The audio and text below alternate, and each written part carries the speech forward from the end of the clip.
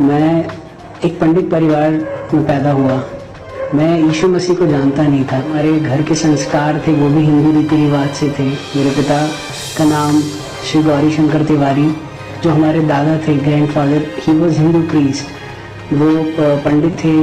कथा कराना, हवन, यज्ञ, यही सब कुछ मैं बचपन से देखकर पला बड़ा हूँ। 33 करोड़ देवी देवता हैं।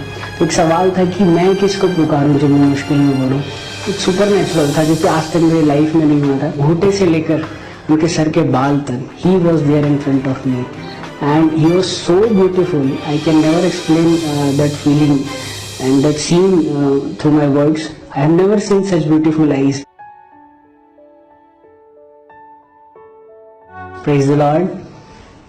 मेरा नाम शिव शंकर तिवारी है और ये सुंदर समय जो परमेश्वर ने मुझे दिया है कि मैं उसके उस महान नाम की, जीते नाम की महिमा कर सकूं। मैं अपनी गवाही आप लोगों के सामने शेयर करूंगा। मैं एक पंडित परिवार में पैदा हुआ। मैं यीशु मसीह को जानता नहीं था और जो हमारे घर के संस्कार थे वो भी हिंदू रीति रिवाज से थे। मेरे पिता का नाम श्री गौरी शंकर तिवारी, वो जबलपुर मध्य प्रदेश भारत से बिलोंग करते हैं और हमारा पूरा परिवार भी वहीं पर था। और जो हमारे दादा थे grandfather, he was Hindu priest. वो पंडित थे। कथा कराना, हवन, यज्ञ, यही सब कुछ मैं बचपन से देखकर पला बड़ा हूँ।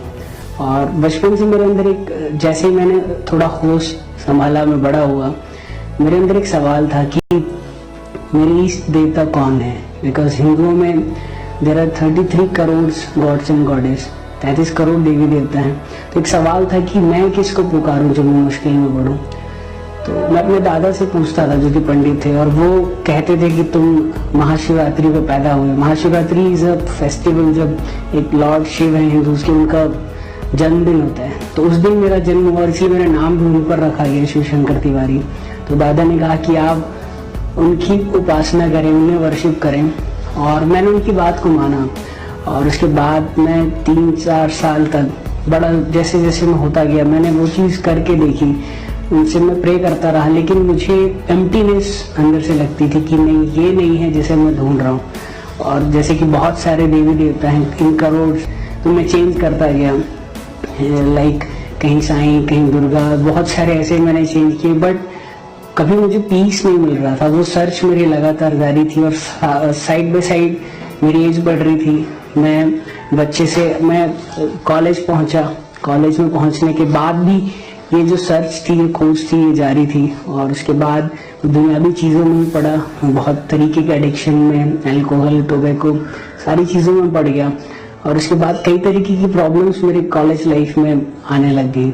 और तब एक फ्रेंड थी मेरी जिनका नाम बिंसी था, और उन्होंने मुझे बोला कि तुम्हारे जो भी सवाल हैं तुम प्रभु यीशु मसीह से पूछो और तुम उनसे प्रे करो, वो तुम्हारी सारी प्रॉब्लम दूर करेंगे। तो मैंने उनसे कहा कि मेरे ऑलरेडी 33 करोड़ देवी देवता है, मुझे एक और तुम्हारे प्रभु यीशु मसीह क्या कर लेंगे। मुझे फोर्स नहीं किया, उन्होंने वो बात वहाँ ख़त्म करी। और इसके बाद मेरी कॉलेज की पढ़ाई पूरी हुई और उसके बाद मैं इंडिया के बहुत अच्छे हॉस्पिटल, इंद्रप्रस्थ अपोलो हॉस्पिटल में मेरी जॉब लगी। और जब मैं जॉब कर रहा था उसी दौरान अचानक मेरी जो तबीयत है वो ख़राब होना शुरू हुई। और मुझे इतना वो दिन आज भी जब मैं याद करता हूँ मेरे रोंगटे खड़े होते हैं। वो दिन बहुत ही बुरे दिन थे, लेकिन परमेश्वर की महिमा हो कि उसने उस बुरे दिनों को भी मेरे जीवन के सबसे खुशनसीब दिनों में बदल दिया जब मुझे प्रभु यीशु मसीह मिले। मेरा 10 से 12 किलो वेट घटा और जो स्किन में इन्फेक्शन हुए, आज भी कुछ निशान है वो बाकी है, और पेट में इन्फेक्शन हुआ। और मैं मेंटली भी बहुत ज़्यादा डिप्रेस रहने लगा। अगर किसी को डॉक्टर कह दे कि आप 1 महीने में मरने वाले हैं, तो उसकी जो प्रॉब्लम है, उसका जो पेन है, उसके इवन पेरेंट्स भी नहीं समझ सकते एक्सेप्ट लॉर्ड। तो मेरी हालत भी यही थी, मैं रात रात भर रोता था। और मेरे अंदर एक सवाल होता था कि मैं मरने के बाद कहाँ जाऊँगा, आई गो टू हेवन और आई गो टू हेवन हेल, मरने के बाद क्या होता है। बहुत डर था मेरे अंदर। और मैं सबको देखता था, सब हंस रहे हैं, खेल रहे हैं, खुश हैं, लेकिन मेरे अंदर कोई होप नहीं बची थी। मुझे सिर्फ फियर एंड फियर मेरे अंदर समा गया था। और उसके दौरान ही जब मैं बहुत जगह गया, मैं मैं अजमेर शरीफ भी जा चुका, मैं कई गुरुद्वारे गया, मंदिर कई जगह गया, मैं मुझे कहीं भी छुटकारा नहीं मिल रहा था, कहीं भी मैं चंगाई मुझे नहीं मिल रही थी। फिर वही फ्रेंड जो मुझे कॉलेज में जिन्होंने मुझे पहली बार यीशु मसीह के बारे में बताया था, उनकी भी जॉब फॉर्चुनेटली प्रभु की सोवरेन विल में उसी हॉस्पिटल में लगी जहाँ मैं काम कर रहा था। और उन्होंने उस वक्त मुझे बोला कि आप मेरे साथ एक जगह चलिए, वहाँ कई मिरेकल्स होते हैं, कई लोग मौत के मुंह से बाहर आ जाते हैं और अद्भुत रूप से हीलिंग्स होती हैं। तो जब इंसान मरता है, मरने वाला होता है, तो वो सारी चीज़ें ट्राई करता है, तब ये रिलीजन सामने नहीं आता। फिर तो ये होता है कि आप मुझे कहीं भी ले जाओ, बस मेरी जान बचनी चाहिए। तो मैंने भी सिर्फ एक्सपेरिमेंट वे में कि मुझे बचना था, मैं ट्राई करने के लिए गया। मैं बोला ठीक है, मुझे कहीं भी ले चलो, बस मेरी जान बच जानी चाहिए। मैं जैसा कि देखता आया था टेम्पल्स, मंदिर, मूर्तियाँ, मैंने सोचा कि कुछ मंदिर जैसा होगा, आइडियल्स होंगे, लेकिन ऐसा कुछ भी नहीं था उस जगह। सिर्फ एक बड़ा सा हॉल था और मैं उस हॉल में गया और वहाँ कुछ स्टाफ थे। जब मैं गया, उन्होंने मुझे प्रेयर रिक्वेस्ट फॉर्म दिया और उन्होंने कहा कि ब्रदर आप अपनी प्रेयर रिक्वेस्ट इसमें लिखिए। मैंने अपनी प्रेयर रिक्वेस्ट लिखी। फिर एक प्रेयर वॉरियर मेरे पास आए बाइबल लेकर और उन्होंने मुझसे कहा कि ब्रदर आप डरिए मत, आप परमेश्वर पर विश्वास रखिए, प्रभु आपको ठीक कर सकते हैं। लेकिन जब आदमी मरने वाला होता है तो बहुत चिड़चिड़ा हो जाता है, उसे किसी भी चीज़ पर विश्वास नहीं होता, कुछ भी अच्छा नहीं लगता है। और मैं उनसे आर्ग्यूमेंट करने लगा। मैंने बोला सिस्टर देखिए, भगवान होगा ये सब बकवास की बातें हैं, ये सब कुछ भी नहीं होता है। अगर परमेश्वर होते तो मेरी 24 साल की एज है, इतनी कम एज में आज मैं मौत के मुंह में हूँ, ऐसा मेरे साथ कभी नहीं होता। मैं बोला किसका इतना फेथ है कि मैं ट्रक के सामने कूद जाऊंगा, छत से कूद जाऊंगा, मेरा परमेश्वर मुझे बचा लेगा। ये तो सिर्फ मन की एक पीस के लिए लोग ऊपर देखते हैं कि हाँ शायद कोई ऊपर बैठा होगा, लेकिन किसी ने नहीं देखा उसे। और इस तरीके से मैं डिबेट करने लगा और डिबेट करते करते आज ऐसा, उस समय अभी लग रहा था कि 5 मिनट है, लेकिन अभी जब मैं रिकॉल करता हूँ तो वो 1 घंटे से ऊपर का समय था। और जब आधा घंटा हुआ था उस कन्वर्सेशन में, तब मुझे ऐसा फील हुआ कि मुझे रोना है। मेरा जो माइंड है वो अलाउ नहीं कर रहा था, वो मुझे कमांड नहीं कर रहा था मुझे रोना है, but I don't know why, what was there. मुझे ऐसा लगा कि जैसे कोई हल्कापन सा, एक अजीब सी फीलिंग मेरे अंदर आने लगी।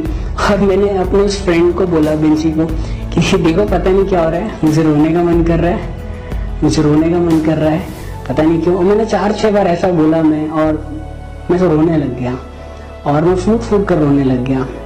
मैंने इसी दौरान देखा कि जो मेरे फ्रेंड थे वो भी रोने लग गए। तो मुझे ऐसा लगा शायद मैं मर रहा हूँ, उनसे मेरा दुख देखा नहीं जा रहा है, इसीलिए वो रो रहे हैं। लेकिन उसके बाद और अद्भुत बात ये थी कि जो प्रेयर वॉरियर थे वो भी रोने लग गए।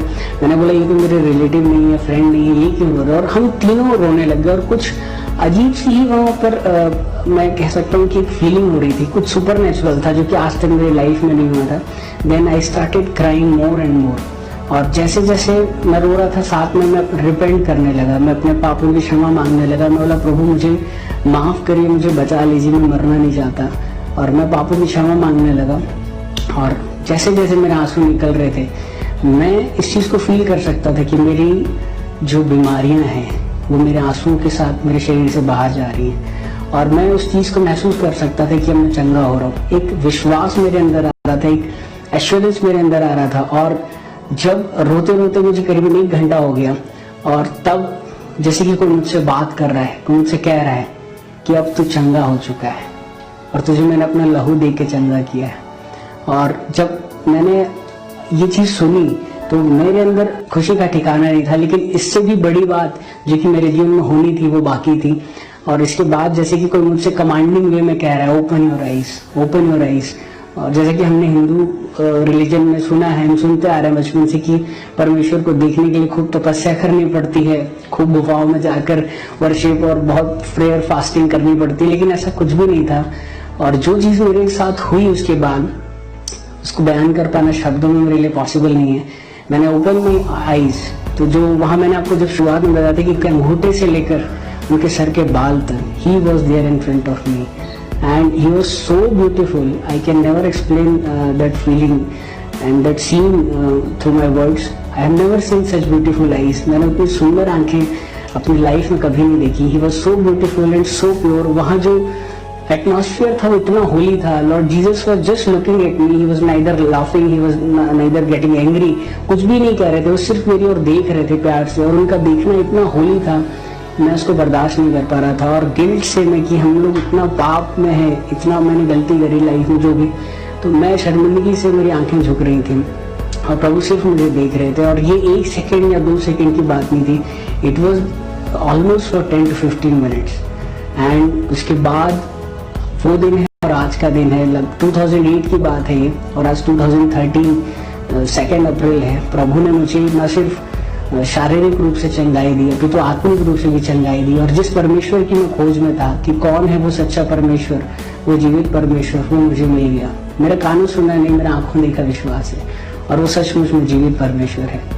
और इसके बाद बहुत से विरोध हुए। मैंने जब अपने पिता के साथ ये चीज़ शेयर करी, वो बोलने लगे कि तुम हमें बताओगे कि सच्चा परमेश्वर कौन है। कई बार विरोध किया उन्होंने, लेकिन मैंने उनको कहा कि जो चीज़ मैं देख कर आया हूँ, जो चीज़ मैं देख रहा था, काश मैं अगर उसको वीडियो रिकॉर्ड करके या सीडी में कैसे भी आपको दिखा पाता, तो शायद आज आप भी मेरे बगल में खड़े होकर विश्वास में शामिल हो गए होते। सारी आदर महिमा परमेश्वर की हो, और मैं धन्यवाद देता हूँ कि उसने मुझे अंधकार में से निकाल कर उस ज्योति में प्रवेश कराया और मेरा नाम जीवन की पुस्तक में लिखा। Praise the Lord.